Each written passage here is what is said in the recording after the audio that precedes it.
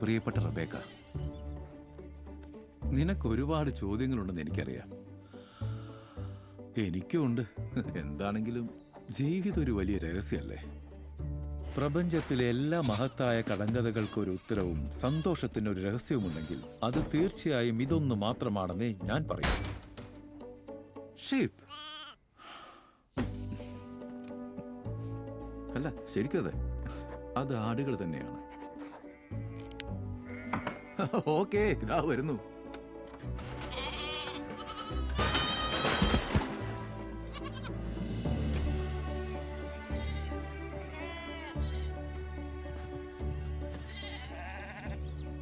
നീ അവസാന അയച്ച കത്തില് എനിക്ക് ഏറ്റവും പ്രിയപ്പെട്ട ആടേതാന്ന് ചോദിച്ചില്ലേ? വെൽ, എനിക്ക് എല്ലാവരും പ്രിയപ്പെട്ടതാണ്. അതുകൊണ്ടല്ല ഞാൻ ഓരോരുത്തർക്കും ഓരോ പേരിട്ടിരിക്കുന്നത്.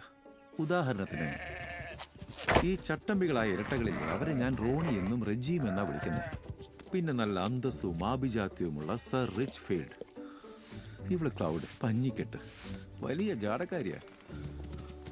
ഇവള് സോറ, ഏതു നേരവും സംശയങ്ങളാ. മോപ്പിൾ വളരെ ക്ഷമാശീലനാണ്. പിന്നെ വൂൾ ഐസ്. വെൽ, ഇതിലും നല്ലൊരു പേരെനിക്ക് കിട്ടിയില്ല. ഓക്കെ, ഞാൻ എല്ലാവരും പ്രിയപ്പെട്ടവരാണെന്ന് പറഞ്ഞിരുന്നെങ്കിലും കൂട്ടത്തിൽ 2 പേർ എനിക്ക് വളരെ സ്പെഷ്യലാണ്. അത് സമ്മതിച്ചേ പറ്റൂ. ഒന്ന് സെബാസ്റ്റ്യൻ, കൂട്ടത്തിലെ കൊമ്പൻ, എന്നെ പോലെ ഒറ്റപ്പെട്ട ഒരുത്തൻ. അവന് തോന്നുമ്പോഴൊക്കെ അവൻ ഇറങ്ങിപ്പോവും. എന്നിട്ട് അവന് തോന്നുമ്പോൾ തിരിച്ചു വരികയും ചെയ്യും. അവസാനമായി ലിലി, കൂട്ടത്തിലെ ഏറ്റവും മിടുക്കി. എന്റെ മനസ്സിലെ ചിന്തകളും വികാരങ്ങളും ഇവള് നല്ലപോലെ മനസ്സിലാക്കുന്നുണ്ടെന്ന് എനിക്ക് പലപ്പോഴും തോന്നാറുണ്ട്. മറ്റെല്ലാ ആടുകളെക്കാളും ഇടയന്മാർക്ക് മാത്രം തിരിച്ചറിയാൻ പറ്റുന്ന സന്തോഷം എനിക്ക് നൽകുന്നത് അവളാണ്. ഭൂമിയിലെ ഈ പാവം മിണ്ടാപ്രാണികളെ സ്നേഹിക്കുകയും പരിപാലിക്കുകയും ചെയ്യുമ്പോൾ കിട്ടുന്ന അതേ സന്തോഷം.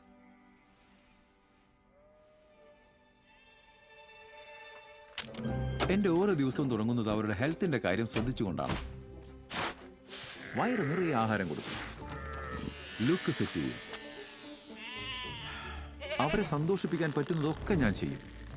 When I wake up, well, I know I'm gonna be the man who wakes up next to you.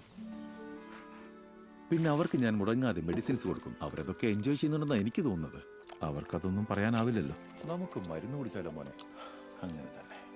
അങ്ങനെ എൻ്റെ ഓരോ ദിവസത്തെയും പണിയെല്ലാം കഴിഞ്ഞ് സൂര്യൻ അസ്തമിക്കാറാവുമ്പോൾ ഒരു ബുക്ക് എടുത്ത് ഞാൻ അവർക്ക് വായിച്ചു കൊടുക്കും.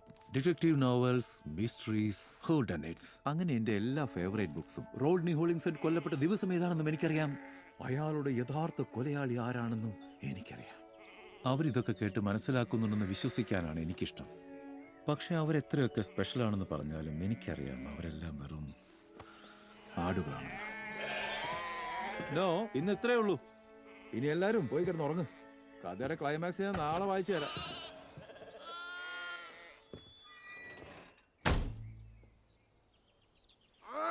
ഇയാൾക്കെന്താ ഇത് മുഴുവൻ വായിച്ചാല്? കൊലയാളി ആരാണെന്ന് അദ്ദേഹം പറയാൻ പോവായിരുന്നു. ഇതെന്ത് കഷ്ടമാണ്. വേലക്കാരിയല്ലേ ചെയ്തത്? അത് അവള് തന്നെയാണെന്ന്. അല്ല അല്ല അല്ല, അതാ തോട്ടക്കാരൻ തന്നെയാ. വെറുതെ പുല്ല് വെട്ടുന്നല്ലാതെ അയാൾ അതൊന്നും തിന്നുന്നില്ലല്ലോ. സംശയിക്കണം. എടാ മണ്ടന്മാരെ, ഇതാ ഡോക്ടറാ. അല്ല അല്ല അല്ല, അത് ആന്റിയുടെ പണിയാ. ആന്റി അത് മുമ്പ് പറഞ്ഞ കഥയിലെ ക്യാരക്ടറാടാ പൊട്ട. നീ എന്റെ അമ്മയുടെ വയറ്റിൽ വന്ന് പറഞ്ഞല്ലോടാ. രണ്ടും തുടങ്ങി. നിങ്ങൾക്ക് എല്ലാവർക്കും തെറ്റിപ്പോയി. എനിക്കത് 2 ചാപ്റ്റർ മുമ്പേ തന്നെ പിടികിട്ടിയതാ. ആ വേലക്കാരിയല്ലേ? വേലക്കാരിയല്ല, ആ നെഫ്യൂ ബർട്ടി ഹോളിങ്സെഡ്. പക്ഷെ ലില്ലി, ഡിറ്റക്റ്റീവ് പറഞ്ഞത് ബർട്ടി ഹോളിങ്സെഡിനെതിരെയുള്ള തെളിവുകളെല്ലാം യഥാർത്ഥ കൊലയാളി കെട്ടിച്ചമച്ചതാണെന്നല്ലേ? അത് തന്നെ. അത് മനസ്സിലാവുന്നില്ലേ? ശിക്ഷയിൽ നിന്ന് രക്ഷപ്പെടാൻ വേണ്ടി അവൻ തന്നെ അവനെതിരെ തെളിവുണ്ടാക്കിയതാണ്. ബർട്ടി ഹോളിങ്സെഡ് തന്നെയാണ് യഥാർത്ഥ കൊലയാളി. ജോർജ് എന്തായാലും ബാക്കി കഥ നാളെ വായിക്കല്ലോ, അപ്പൊ കാണാം. അതാ വേലക്കാരി തന്നെയാണ്. ഒരാളെയും ഒരു കുറ്റത്തിന്റെ തന്നെ പേരിൽ 2 തവണ ശിക്ഷിക്കാനാവില്ല എന്ന നിയമം ബർട്ടിക്കറിയാമായിരുന്നു. ആയതിനാൽ തനിക്കെതിരെ തന്നെ ശിക്ഷയിൽ നിന്ന് രക്ഷപ്പെടാൻ അവൻ തെളിവുകൾ ഉണ്ടാക്കി. ബർട്ടി ഹോളിങ്സെഡ് തന്നെയായിരുന്നു യഥാർത്ഥ കൊലയാളി.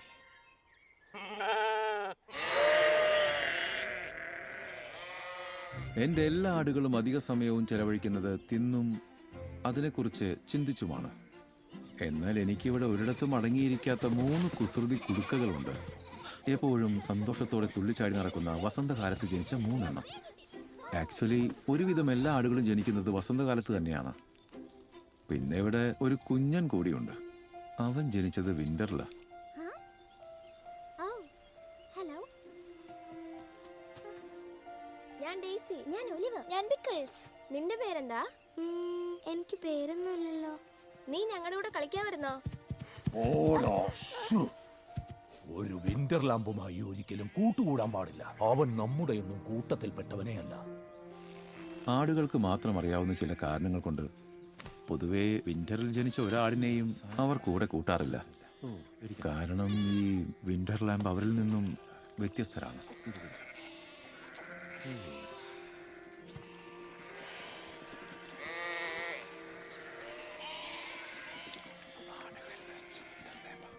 എനിക്കൊരു സംശയം, ജോർജ് എന്തിനാ അതിനോട് എപ്പോഴും ഇത്ര സ്നേഹം കാണിക്കുന്നേ? ജോർജ് ഒരു ആടല്ലല്ലോ. വിന്റർ ലാമ്പുകളെ കുറിച്ച് അയാൾക്കാരും പറഞ്ഞു കൊടുത്തിട്ടുണ്ടാവില്ല.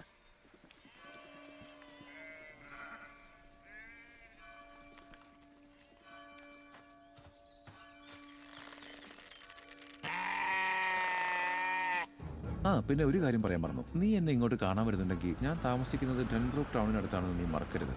പിന്നെ ഇവിടെ കുറെ പ്രത്യേകതരം ജന്മങ്ങളുണ്ട്. ഉദാഹരണത്തിന് ഖയലാബ്, ഇവനൊരു ഷെപ്പേഡാണ്. എനിക്കിഷ്ടമല്ല. ഹാം, ഇറച്ചി വെട്ടുകാരൻ, എനിക്ക് ഇവന് ഒട്ടും ഇഷ്ടമല്ല. പിന്നെ ബെത്ത്, ഇവിടെ ലോഡ്ജ് നടത്തുക, അവൾക്ക് എന്നെ ഇഷ്ടമേ അല്ല. ടിം, ആള് പോലീസുകാരനാ, ഒരു മണ്ടൻ. അവസാനമായി റവറൻ ഹിൽകോട്ട്, മനുഷ്യരുടെ ഇടയനാണെന്നാണ് കക്ഷിയുടെ വിചാരം. ഞങ്ങൾക്കിടയില് കാര്യങ്ങൾ അത്രയ്ക്ക് അങ്ങ് രസത്തിലല്ല. ഇനി ഇന്നത്തെ വചനഭാഗം കാണാതെ പോയ ആടിന്റെ ഉപമ.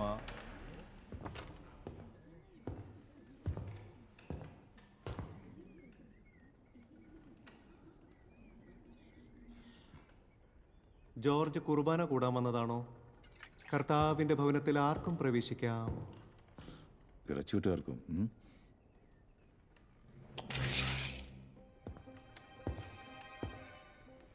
ഞാൻ വന്നത് കുർബാന കൂടാനല്ല, ഒരു കടം തീർക്കാനായിട്ടാ.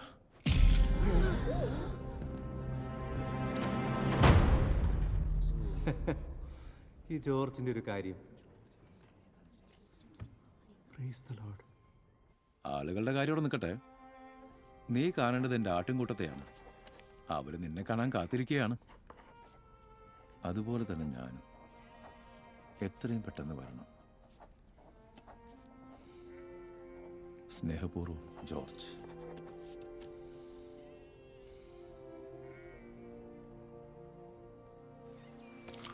ക്ലൗഡ്, എനിക്കൊരു സംശയം. ഡാൻഡിലൈൻസ് തിന്ന് എനിക്ക് നിന്നെ പോലെ നല്ല കൺപീലി ഉണ്ടാവോ? ഇല്ല, അതുകൊണ്ട് കൺപീലിക്ക് ഗുണമൊന്നുമില്ല. പക്ഷേ രോമ വളർച്ചയ്ക്ക് വളരെ നല്ലതാണ്. നീ വൂലൈസിനെ നോക്ക്, അവൻ ഡാൻഡലൈൻസ് മാത്രമേ കഴിക്കാറുള്ളൂ. ഇതിന്റെ പേരപ്പ അതായിരുന്നോ? ഓക്കെ. സെബാസ്റ്റ്യൻ വരുമ്പോ കഴിക്കാൻ കുറച്ച് ഡാൻഡലൈൻസ് ബാക്കി വെച്ചേക്കണേ. അവൻ പോയിട്ട് കുറേ ദിവസങ്ങളായി. Who CARES? ജോർജ് എവിടെന്നോ എടുത്തുകൊണ്ട് വന്നതാ അവനെ. അന്ന് തൊട്ട് ആ ടൗണിലൊക്കെ തെണ്ടി തിരിഞ്ഞ് നടക്കല അവന്റെ പണി. വിശന്നാ സഹിക്കാൻ പറ. അവന് നമ്മളെ ആരും ഇഷ്ടമല്ല എന്ന് കരുതി നമ്മൾ അവന്റെ കാര്യങ്ങൾ ശ്രദ്ധിക്കാതിരിക്കണം എന്നില്ല. സെബാസ്റ്റ്യന് നമ്മുടെ കൂട്ടത്തിൽ തന്നെ ഉള്ളതാണ്.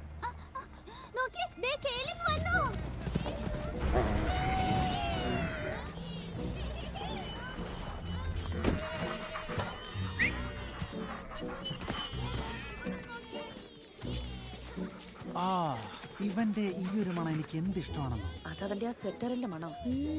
എന്തായാലും ഇത് നന്നായിട്ട് കളർ ചെയ്തിട്ടുണ്ട്. അകത്തോട്ട് വരട്ടെ? ഞാൻ വരുവാണേ. ഇത് പുതിയ വണ്ടിയാ.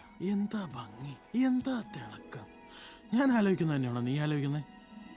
എനിക്ക് പിടിക്കണം, എനിക്ക് ഇടിച്ച് പൊളിക്കണം. നമ്മളിത് തീരുമാനിച്ചതല്ലേ? ശക്തമായ കാരണങ്ങൾ ഒന്നുമില്ലാതെ നമ്മളൊന്നും ഇടിച്ച് പൊളിക്കാൻ പാടില്ല. There you go. ഇത് കേലബിന്റെ ഈ മാസത്തെ 3ാമത്തെ വരവാ. അവരകത്ത് സംസാരിക്കുന്നത് ഒരേ ഒരു കാര്യമായിരിക്കും. ആട്ടിൻകൂട്ടങ്ങളെ ഒന്നിപ്പിക്കുക. ആടുകളെയൊക്കെ ഒന്നിപ്പിക്കേ. പുതിയ ആടുകൾ, പുതിയ മേടുകൾ. എന്ത് വേണമെന്ന് എനിക്കറിയാം. ഒരു അവസരം ഞാൻ നിനക്ക് തന്നപ്പോൾ നീ എന്നോട് കള്ളം പറഞ്ഞോളൂ. കണ്ടുപോകരുത് ഇവിടെ.